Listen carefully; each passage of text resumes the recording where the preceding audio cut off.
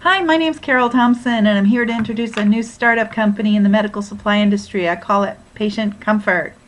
Our mission is to provide efficient, effective, easy, and inexpensive solutions to the challenges currently being faced by patients and their caregivers, all the while helping to maintain the patient's dignity and comfort. I'm looking for an investment of $200,000 for 40% share of the company. My personal investment will be $5,000 plus my time and energy. So say you're diagnosed with a serious illness. Yes, you have a wonderful medical team, so you're getting great care. Your family, friends are helping you, they're supporting you, but the symptoms keep going. You are now having trouble swallowing. So the doctor says it's time to have a stomach feeding tube so you can keep eating. You go through the surgery, and when you're done, the nurse comes and shows you how to take care of that feeding tube. She tells you it's fragile, so you must take care of it. You must protect it. So when you do the feeding, then you clean it, make sure the area is clean, and then you use medical tape and just tape it to your body so it's secure. Then the next time you need to feed, you take the tape off, which releases the peg. Then you can do your feeding. You can, again, clean it, clean the area, and then put fresh tape on. So you're doing this 3 to 5 to 7 times a day, depending on how much food and medicines you need. As you can imagine, yes, the tape starts to hurt because it's all in the same area. And now you get skin rashes and irritation, and it hurts. And ultimately, you can even get infections, which is not uncommon with this method. So my husband had ALS, Lou Gehrig's disease, and he got to the point where he couldn't eat anymore. So the doctor said it was time for his feeding tube. So after we had the surgery, the nurse came in and put this on him.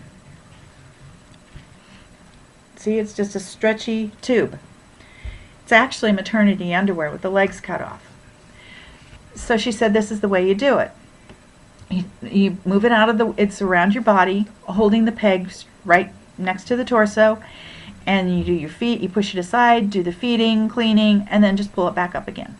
So we didn't know anything about tape until we went to our next support group meeting.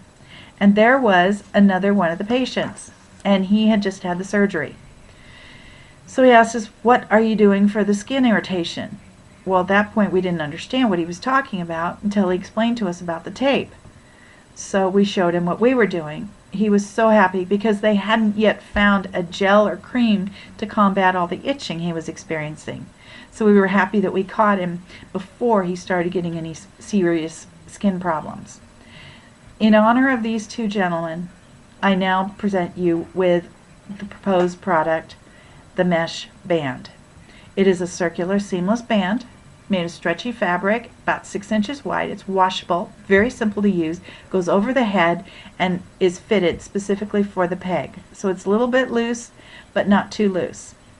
It will be easy to move out of the way when you need to feed, and then just move it right back over top of it, so you slide it right back over the peg to protect it.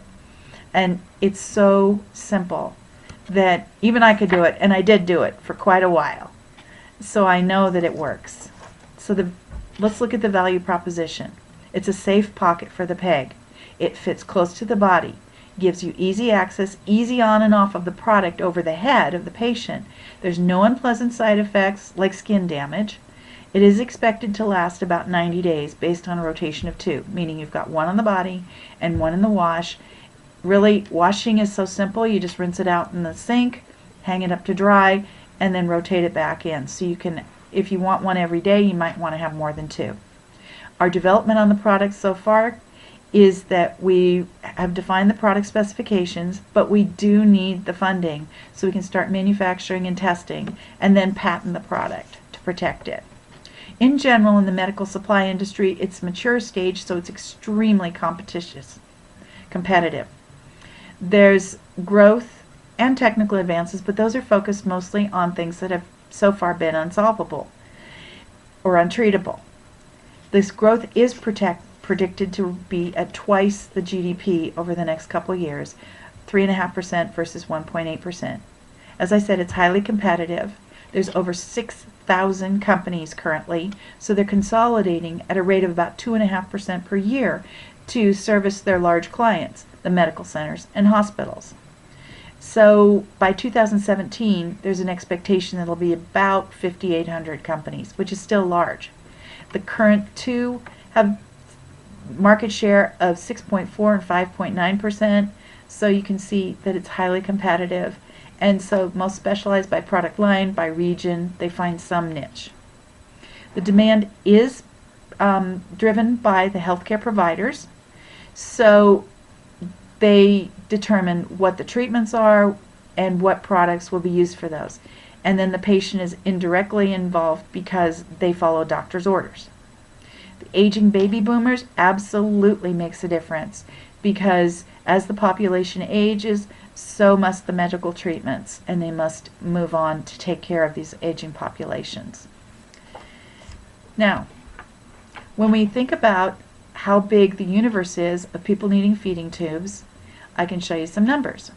In addition to the 30,000 people that suffer with ALS, there's about 700,000 who have strokes, 1.4 million with Crohn's disease, and then many others with various kinds of cancers that ultimately can result in a feeding tube. So if you look at this, this is a total of over 3 million people that have these diseases. We're looking to target 1% of them, or 30,000 patients, as our initial universe. Looking at these 30,000 patients who would purchase 2 units every 3 months, which is 90 days, our recommendation, that means 8 per unit per year. So 30,000 patients times 8 is 240,000 units. At the price point of $5 per unit, that's $1.2 million in revenue over the course of the year for just 1% of the people struggling with a feeding tube. To put a face to these patients, like my husband, he had ALS. He was male, in his early 50s. A wife and children, was just diagnosed with ALS about 3 years prior. Now he can't swallow and he chokes, so he has a feeding tube installed called a PEG. His wife is his primary caregiver, and the family rallies around because he needs 24/7 assistance. He does have good health care and, of all things, a military background.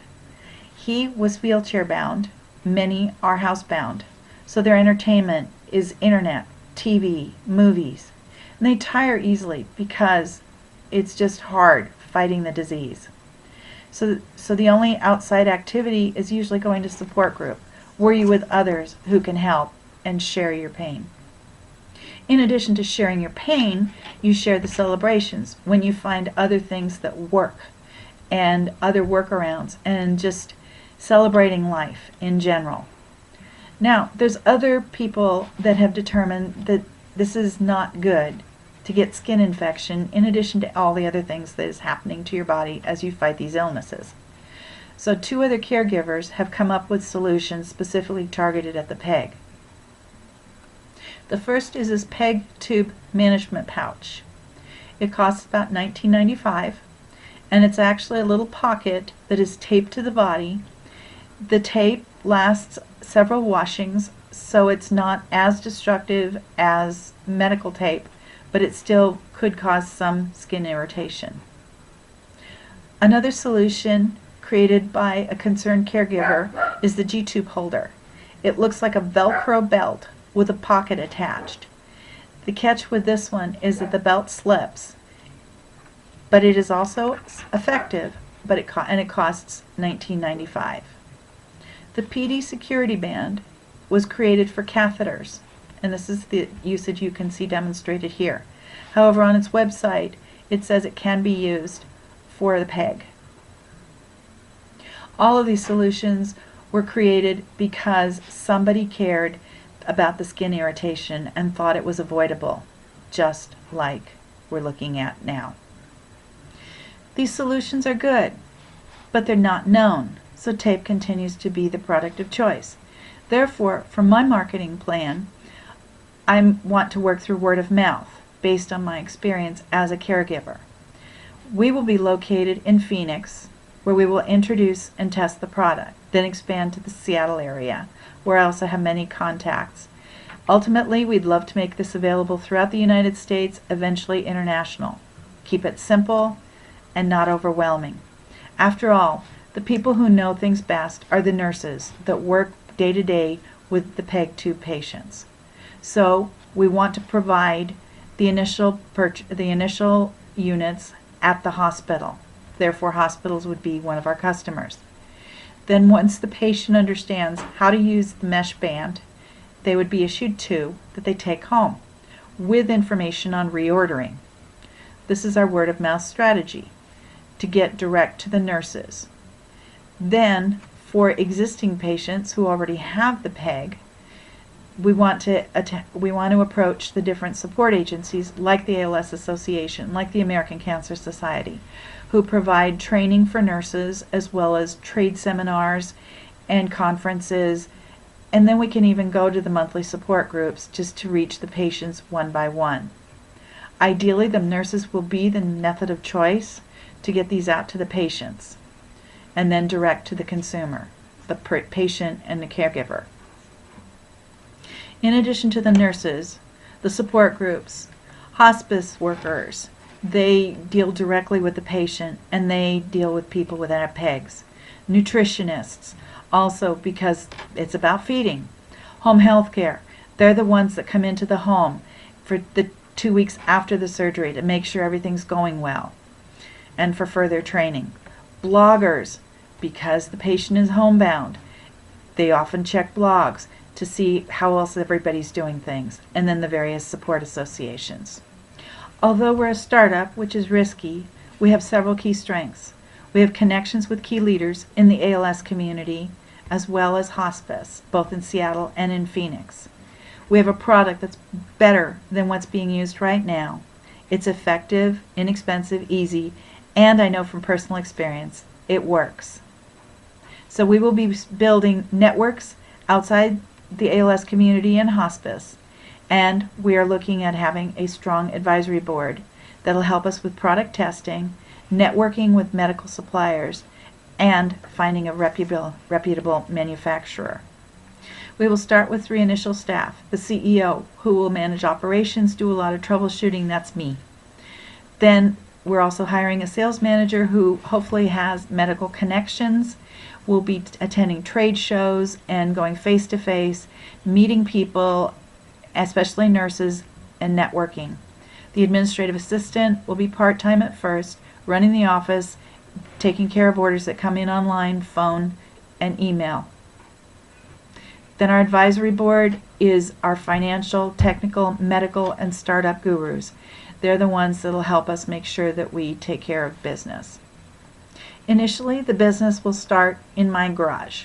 Then we will grow to a small office in North Phoenix where we will take orders, take care of inventory, shipping, but we won't have a storefront because we don't need it. We will also sell to medical suppliers, and any large orders can be drop shipped straight from the manufacturer. GoDaddy.com provides an inexpensive website support for $20 a month, and Cox Communications has a wonderful business package. We also plan to contract for technical support. Therefore, I'm asking $200,000 for a 40% stake in Patient Comfort, specifically to launch the mesh band. We will break even in 2 years based on hitting the target of 30,000 patients. That will also double this $200,000 investment in year 4. But more importantly, it will help over 30,000 people avoid skin irritations and infections while they are fighting other diseases. Would you like to help? Because we really could use your help getting this started. And you will benefit, and you will benefit many others. Just one last thought. That Napoleon Bonaparte said that doctors will have more lives to answer for in the next world than even we generals. Think about it. With the aging population, with a minimum of 3 million people that risk PEG, don't you want to help? Thank you for your consideration.